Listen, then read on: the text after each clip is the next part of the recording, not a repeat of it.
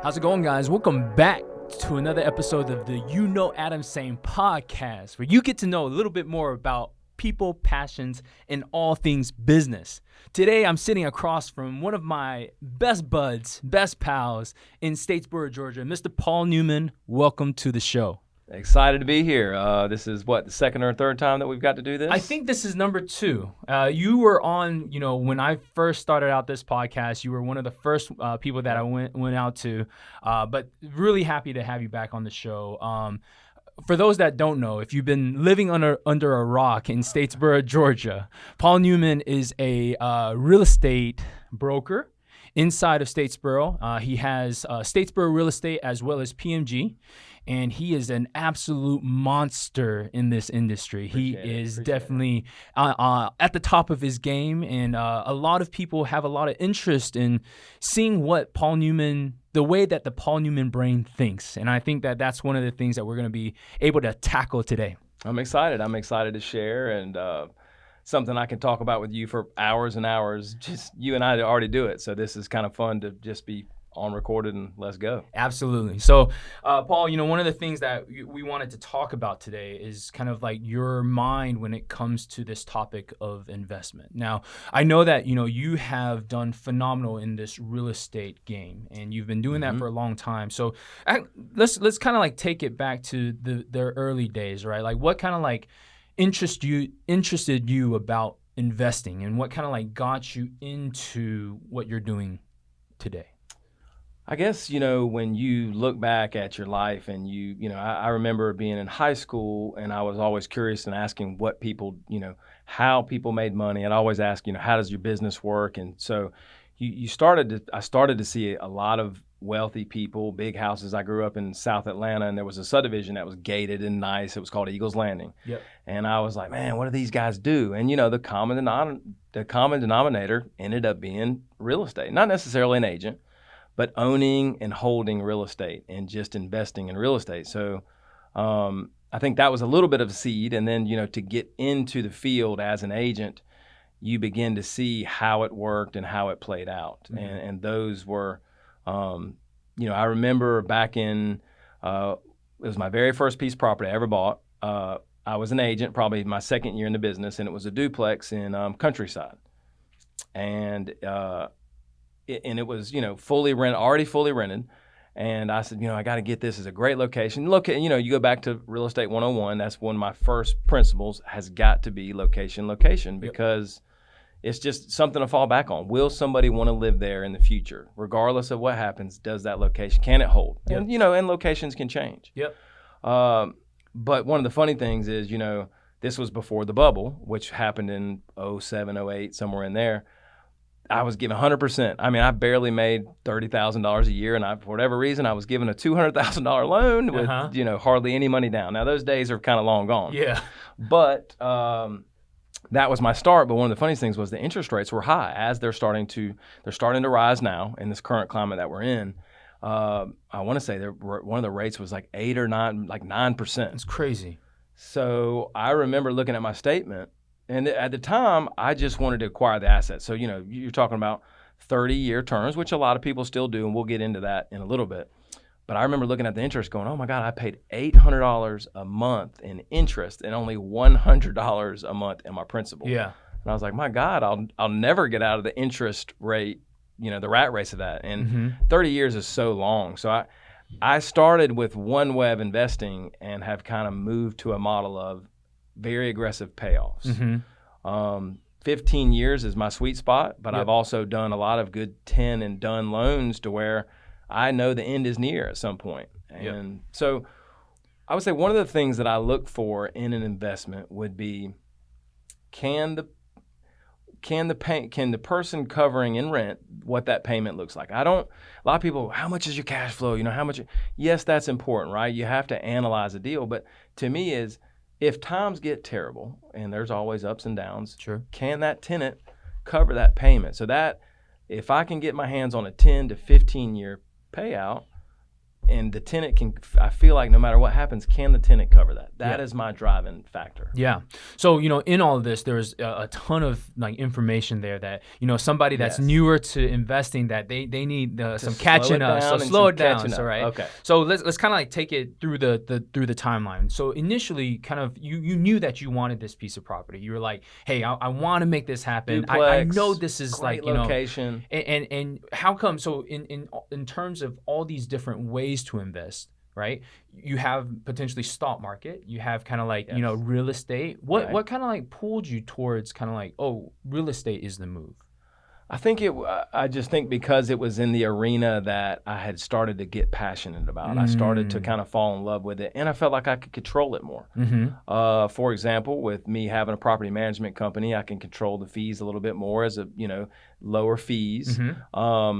One of the things I was doing when I first started, I was telling you the story earlier, was literally I would borrow a local guy, Luke Purvis. I would borrow a riding lawnmower from his house in Whispering Pines, cross over the bypass, and cut the grass myself. That was a way to save $100 a month when the payments were tight. And of course, now I could never imagine. I got my landscaper buddies out there getting after it, which employing people and putting people to work is awesome. Yeah.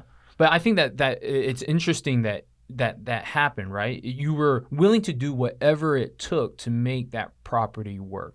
And I think that a lot of times, you see people at the end of their kind of like, what they've done. Right. And it's like, I don't even know how to get there, right? Like, I don't know how I'm going to afford like the different crews or whatever. Right. But the people that are willing to put in the effort to say, hey, I'm going to borrow. Absolutely. Hilarious that you were driving this lawnmower. Yeah, looking both ways. All right, I can make it, but it's the sweat equity, right? Yeah. Like I was a baby then. I was 23 years old, but I had to get in and wanted to start the game. And here I am 39 and funny, I'm, in 2 more years, that property, because I refinanced that terrible interest rate that I had. 2 more years is done, done and paid off. And that, is the goal for me is to eventually put fast forward on these aggressive terms and have a payoff one day of the mailbox money, so they say. That's right. So, we kind of like covered why the direction was real estate.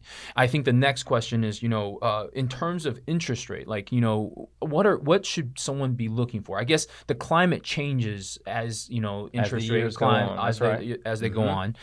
In terms of this day in 2022, right?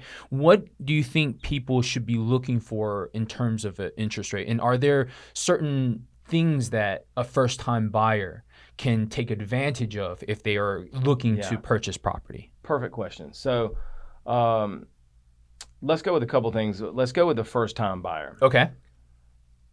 For a young investor and you haven't bought your first house, maybe instead of your first house with your wife or your significant other, maybe it's not that big house that maybe seems kind of like, is this more than we can afford, or are we going for our forever home? Why don't you sacrifice? Why don't you get in something? You go, you know what? Let's move into it. Let's buy it because you get that fixed rate, right? And it's not your dream home. Yep. I mean, these first houses that I have bought over the years, Lori and I, would move into them and buy them on a fixed rate, and get these 15-year notes and would move on, and that would become a rental property for us to build wealth for our family. And this is off subject, one of the greatest passions for me is to be able to eventually pass down to my children some of the real estate that I have acquired and will be able to pass down one day to them, which is, I just think it's a great gift to be able to pass it down. And so you deployed this for the first home that you bought. Correct. You moved in there. That's right. And then so how did you, at what point was it, I guess at some point you were like, okay, well, it's time to move to another place, right? That's right. And so did you then... So at the time I was moved, so I had my father bought an investment property for me when I was in school, and my roommates helped me, a little house hacking. My roommates were covering the rent. My rent was $150, theirs was $300, but my dad owned the house, and so that covered the mortgage at the time. And so I bought the second one from him, my second property from him, and that became, a good fixed rate, and that's ended up becoming my focus was these, as good as terms as I could get, fix it for 15 years to know that I had the fixed payment. And I think that, if you can focus on yes, rates are important, right? So rates are rising right now. Yeah. So if somebody's listening right now, they're like, man, this, and so then you go back and go, look, regardless of the interest rate, because I have bought properties at 5%, at 6%. They're not fun, but do you still acquire the asset and let time do its thing? Sure. Nobody wants to get rich slow. Everybody wants to get rich fast. Yeah. And real estate is not a get rich quick game. It's a turtle game. Yeah. Definitely takes the time. Definitely takes the effort. So in this journey that you've taken, as these properties are coming across your desk, how do you determine if it's a good investment or not? I think you just go back to the principles of when you analyze a deal, when the investor is analyzing the deal, they look at, okay, obviously the purchase price. What am I paying? I go back to that payment, location, and what is your payment? And if to me, you've got a couple $100 extra, even if it's a break even. Yep. Now, this is one of the things I like. Some people love cash. So there's a lot of people tell you I'm wrong. 15 years or your 10-year fixed and done. That's not a good strategy because in theory, if you do a 30-year or a 20-year, you have more cash flow. Gotcha. And you could reinvest that cash flow elsewhere. Mm-hmm. I, do very well at my career and my job, so I don't really need the cash flow now. I prefer the cash flow later. Sure. So if your cash flow is a little tighter, you have less discretionary, maybe you do longer term rates for you to have more money coming in and able to reinvest. Mm-hmm. So that's huge. just different strategies, and that's not to say that mine is right. I just want to get to the finish line quicker. Yeah. Well, in here, I think that's really important because this actually reveals some of kind of like the approach that you take, right? Right. So instead of getting like large amounts of cash flow with the 30-year note, right? You're basically doing shorter amounts of time, which you're not getting any money off the property right now. Not trying to eat out of it. Yes, not exactly. trying to eat out of it. Just letting time do its thing. And this is because honestly, these investments that you're making are almost like those are being done with money that is not critical for you to survive. So you have another source of income. That's right. Stream of revenue, I think they call it. And for all the hustlers out there and the side hustlers, if you feel like your money is already good, it doesn't matter what profession you're in, if you're able to save comfortably and you're saving comfortably, then why not be aggressive with it? Especially when the rates are great, when the climate is what it is. Yep. So the climate right now is on the climb. Quickly changing. Quickly changing. Yes. 2022, I think they said maybe 5 or 6 times that they're going to raise those interest rates. Yeah. Getting rough. What does that look like for somebody that has interest in this real estate game? Because I think real estate is something that a lot of people find a ton of fascination with. They really love it. They love hearing about it. They love to watch HTV. Yeah. I mean, it's funny to me is somebody buys a brand new house and they got it and it's perfect, and they still will go back and watch these shows on TV because they're fascinated by it. It's what can I do? Oh, look at that! Look what they did. Yeah. So that's why these shows and why the real estate will always be a hot topic, because also people have built great wealth. It's one of America's #1 savings for their future. Yep. So what should an investor do in this type of climate? What is maybe some advice that you would give them? You hear the saying, don't wait to invest in real estate. Go ahead and invest in real estate and wait. Mm-hmm. So that and it's easy to say that, but you still have to analyze the deal. You still have to put your time in and your due diligence to make sure it's a good fit. I mean, everybody calls me, right? Paul, find me a deal. There's not a lot of deals out there right now. It is extremely hard. And the crazy thing is a lot of times my customers are so on it. They look on these real estate websites like it's their job. Yeah. And I say, look, if you're a serious investor, every day, treat it like that. Yeah. Treat it like, so I have people that'll send me a text, boom, and they'll say, hey, what do you think? And so, boom, instantly I'm going to give them the feedback and hey, this is what it'll rent for. And this is where my expertise comes in with the rental company and having the property management background is I can instantly analyze, hey, you go find out what your payments will be, and I'll tell you exactly what I think it'll rent for. I got you. And the rentals have been so strong. We manage with PMG, we manage 900 rental properties. Wow. And we've grown, been a tremendous success story. Stephanie Anderson and I co-own the company together, and it's just been great environment to work with, and just it's fun. We just love what we do. It's really good, and you're helping people manage their most prized asset. Yeah. Take me through the story of P&G. I actually really like this one, where, when you started off, you did not start off with 900 pieces of property. No, I started off, I was at Coldwell Banker, which I worked for a decade, and they had just kind of started a company, and it was really small. It was called East Georgia Premier Management Group, really long name. And so I start working in it, and I'm doing a couple of things. They're, hey, you can go stay here at, a vacation spot, or you give you $100 for what you did this week, and just, nice things that you're like, okay. But then I was on my honeymoon with Lori, and I remember telling her, man, I want to start asking for more money because I'm doing a bunch of work and I feel like I'm not being paid, you know?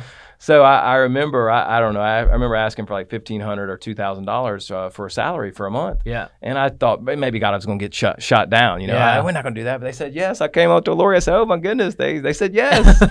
So then I started to work it, and Stephanie and we both started right at the same time, starting to work it and kind of seeing, and we got the opportunity. A couple partners wanted to sell out, and we got the opportunity to buy in.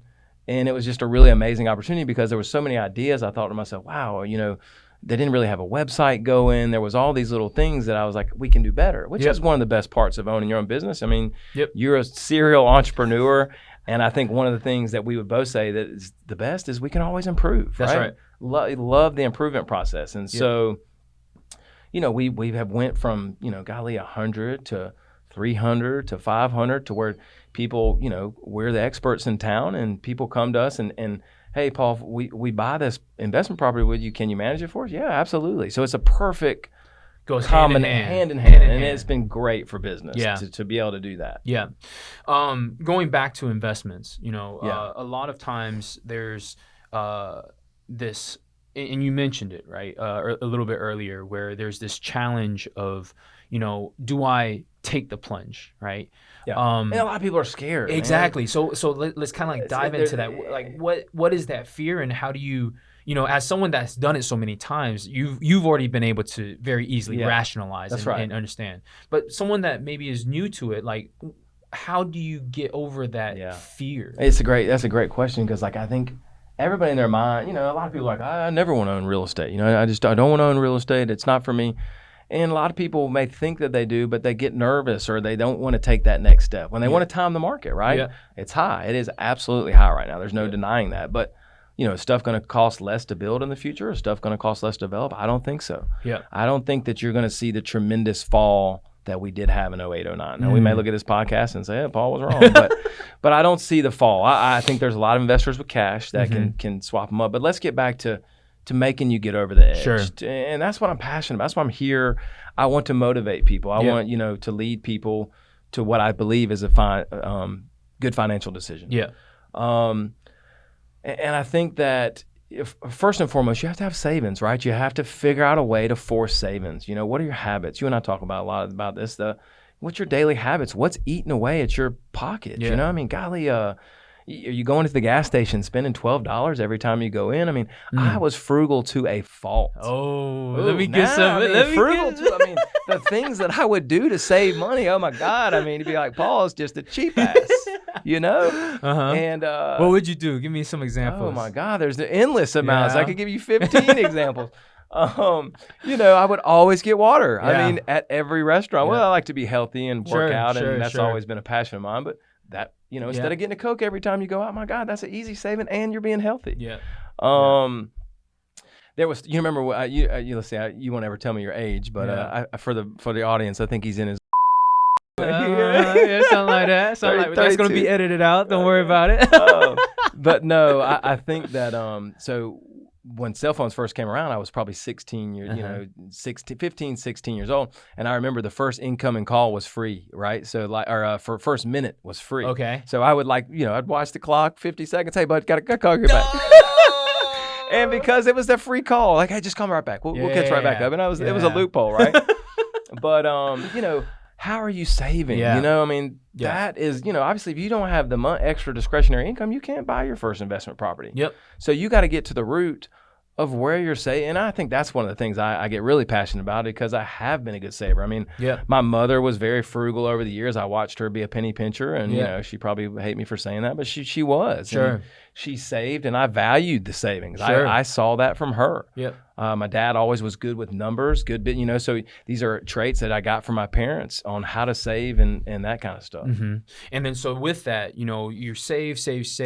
At what point do you think you're ready to make? So they've saved, you know, I don't know, like, are you saying like 5,000, right? 10,000? Like, how much do you need? Well, if you go to one of the first things we hit on this podcast was, maybe the hack is it's your first house. You only have to put down 5%. Some houses are still 100% no money down. Okay. So is your credit, you know, guys, we can't stress credit enough on how important protecting that credit is. But let's just say you do own your first house. So you didn't let your first house be a rental, which I think is such a good hack, is to let your first house be the rental, because it's fixed, right? Yeah. But you're in your first house, and you just can't afford to buy the investment property. So most banks want 20% down. Mm-hmm. I mean, you're probably not, in this climate more in particular, you're probably not going to get away with anything less. Now, credit's good, and you can find the right banks. Sometimes it's 15%, but you could have different not fixed rates, right? We could get into some commercial rates. It's maybe, you know, so some higher level stuff. Sure. And, you know, if it's your first couple, you probably shouldn't be doing these mixed rates. That's right. Because that's when you talk about this economy goes up and your rates reset at 9 and 10%. Yeah. Can you afford that? That's right. So that's why you stress those fixed good rates. But, you know, I would think the goal for most people, you know, I guess back in the day, you could buy houses for $100,000. Yeah. And that shows you another, now it doesn't exist. You can hardly buy a house for $100,000. That's right. So almost the new goal, and it's hard. This is going to be hard for people, but I think the first goal was maybe $20,000 back 10 years ago. Mm-hmm. Now it's probably closer to 40. Yeah. You know, because you're probably looking at a $200,000 asset. That's right. You can find $130,000 house, $140,000. It's just harder. Yeah. You have to be on your A game. Yeah.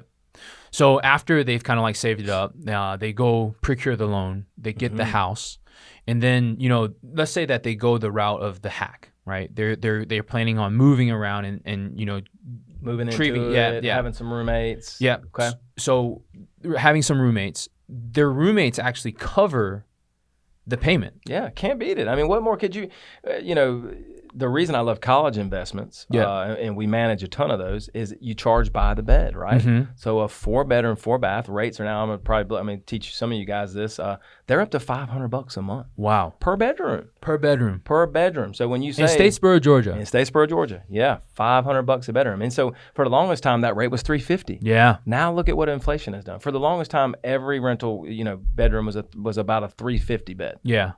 You're slowly climbing. Slowly climbing. Within a period of how long? I think gradually, you know, we saw 375, we saw 400.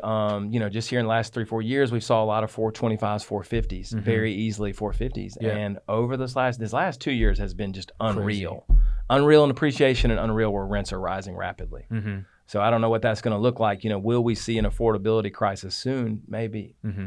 And relatively, Statesboro is still a very great place to invest. I mean, we have California investors and New York investors that reach out. How did you find us? Mm-hmm. Well, it's affordability. Yeah, they can't buy something in California for $200. Of course, California ties. What stuff like that costs out there? Yeah, it's crazy. Numbers are unreal. Like things that you haven't even seen before. But Statesboro, because it's kind of like maybe a little bit insulated, right? The college, you know, is that driver. Yeah, you know. Yeah, and it's only growing. Man, I'm so proud of Statesboro. So proud of Statesboro. Let's talk about that. I mean, let's the growth. I think when I went to school here, we started at 14,000, and where do you think? Are we at like 28 to 28,000? But that includes Armstrong, right? Includes Armstrong. That's kind of like a separate campus. That's right. In Savannah. However, that does mean that the school is growing, establishing the brand. And I just couldn't be more excited about the things that Statesboro has coming. That's why, and the reason that excites me is it protects our investment and it protects our real estate here. Brand new Publix grocery store, very big development with new places to eat. Mm-hmm. New soccer stadium, wonderful development by Darren Van Tassel and his group is going to really drive commerce for a long time and that place to come. And you also have a new indoor practice football facility and a new basketball convocation center. What is that? What's the basketball center? Okay, so I don't want to tell it wrong, but it's going to be over there near Lanier, near the football stadium, kind of on the top of the bypass. And let's see what I want to say. It's like a $50 million investment. It's going to have some classes. It's going to function as a concert venue, and it's going to be a beast for that area. Music is coming to Statesboro. That's it. And they're going with the soccer stadium. Yeah, I heard about that. Like, cause open air venue with like the weather that we've been having recently. Wow, it's gonna be amazing. Statesboro is just, and you've been here and in business in Statesboro, and it's going to continue to get better. I think the next decade of Statesboro is going to be a tremendous rise. You think so? Absolutely. Out of all these opportunities that are out there, Statesboro seems like it's on the up and up right now. It does. It's kind of like on its growth. And our region, I think the Southeast region. Yeah. Like even Savannah, right? Like Savannah's been tremendous. So even like I've branched out a little bit, got into the Airbnb market in downtown Savannah, and some of that stuff's been really cool to watch that grow. I mean, the tourists that come into Savannah is just absolutely crazy. Yeah, all over the U.S. and they love it. They love Savannah. I love you bringing that in. So Airbnb, like that's something that a lot of people have seen. There's a ton of investors out there that they purchase a property simply to use it as an Airbnb. Yes.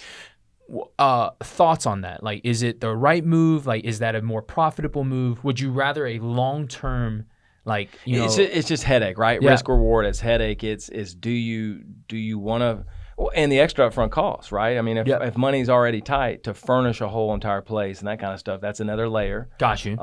And you have more hassle. It just depends. You go back to location being that paramount of why you buy real estate. In Savannah, oh my God, it's just nuts.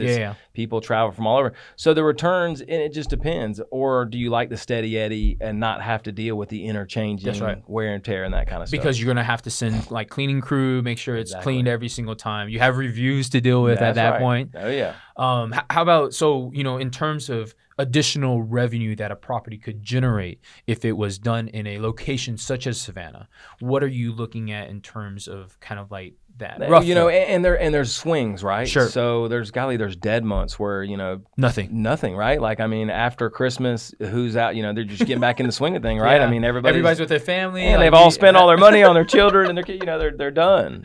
So it is. So you have to factor in the ups and downs, but sometimes it can be an extra $1,000 to $1,500 on top of whatever your rate is or your payment is. That's month. Great. So that can be profitable. And also, if you pick the right areas, appreciation sometimes, in certain markets may hit a lot harder. I mean, if you had an Airbnb in San Francisco 10 years ago, I mean, goodness. Yeah. The rise of that would be fantastic. Yeah. So, you go back to those what are your payments? Yep. What's the location? And, and if something happens, all right, so when the Corona hit, Governor Kemp said, you can't rent it. Yeah. You cannot rent it. So, had to make the payments on that, So these are things, can you stomach these, and they're bound to happen. I've been talking about how, Statesboro has been really, all of our properties have been like 99% full at PMG over the course of, but, can you stomach it if the market falls? That's right. That's right. But also with inflation, the way things are going, if you had locked in 5, 6, 7 years ago, your payments are that much less, but the rates keep rising. So you have a great buffer. That's right. And so that's really good too. I mean, the inflation thing, which we haven't talked about that. Yeah. That's something that makes real estate so good. Yeah. So let's talk about that now. Okay. Why does inflation make real estate a great investment? Okay. So I'm going to hit on two parts on this, and this is probably one of my favorite examples to give. It's kind of let's play into stocks versus real estate. Okay. I love to ask this. I probably give this example like every day. I'll ask like somebody that calls and says, "Let me run this by you." Yeah. So I'll ask you. Yeah. All right, Adam, you have $200,000 of cash to invest. You saved. You've done really good. Yeah. And let's go to the stock market. Okay. In 15 years, what would you hope that $200,000 would be worth invested in the market in 15 years? In 15? Yeah, like just a ballpark number of what you hope that the $200,000 would grow to in 15 years. I mean, I'm double, triple, right? Let's so let's go in between double and triple, which would be what? 6? I mean, somewhere in there. I mean, 550, 520. A lot of people say 500. Okay, that's what a lot of people say. Yeah. Okay, so let's call it 5. Okay. So in 15 years, you're proud. You do good, right? Yeah. The stock's got your investments led you to 500. Does that, and of that 500, does it kick you money? Do you, or is it just kind of you see it, right? You see it. You don't. it doesn't send you back. You can't scuba back out. But it's pretty, right? Yeah. Like it's good. Yeah. So now let's flip that to real estate. Okay. If you have $200,000 and you want to invest in real estate, in theory, that 200 can leverage, which is such a big word in real estate, is you're leveraging your money. And in theory, that 20%, because that's what we talked about, right? 20% down. Yeah. You could buy $1 million asset, right? Mm-hmm. Now, what is that worth in 15 years when you do my method of aggressive payoff? What do you have? You have $1 million. You have $1 million. And so no, I give this example all the time. If people are like, well, yeah, it makes sense, right? Sure. And not to mention, let's add these two things on. What if you bought 15 years ago in real estate with this inflation level and what we've seen? Where is that property? It's paid off to at least $1 million. Yeah. But where is it really? But it might be 1.5. Yeah. 1.7. And then so that inflation has helped you jump and make it worth more. And I think that rents on that asset are paying you monthly. Sure. And you're raising those rents. So at a minimum, you would hope that $1 million asset would be bringing you maybe $10,000 a month, off the $1 million asset. That's the kind of the 10% rule you've heard a lot before. So you have over $1 million. You let that 200 do its thing. And you paid off that asset slowly. I mean, 15 years is a long time, but it's not 30. Sure. What are the risks in there? I mean, obviously there are risks. Of course, yes. I mean, and this is why people get scared. People will trash it, right? Sure. Well, there's a deposit. And I have seen, people say, well, they're going to your college kids are going to trash your property, right? Well, yes, I've seen it. But you're talking about a 1% to 2% level. And even at the 1% to 2%, I don't know, the worst case I've ever seen is $10,000. And that's a lot, don't get me wrong, but you're dealing with 1% to 2% That's right. chance. That's right. So that's just why I love real estate as an investment way more over the stocks. And I'm sure some stock guy goes, this is why it's wrong. And you said, what are some of your negatives besides the vacancy? Give me some negatives. I don't know. So, one of the things that come to mind is what happens if the economy does tank, right? So what does that look like? In 2008, the property values, they actually took a down, they went down. Yes.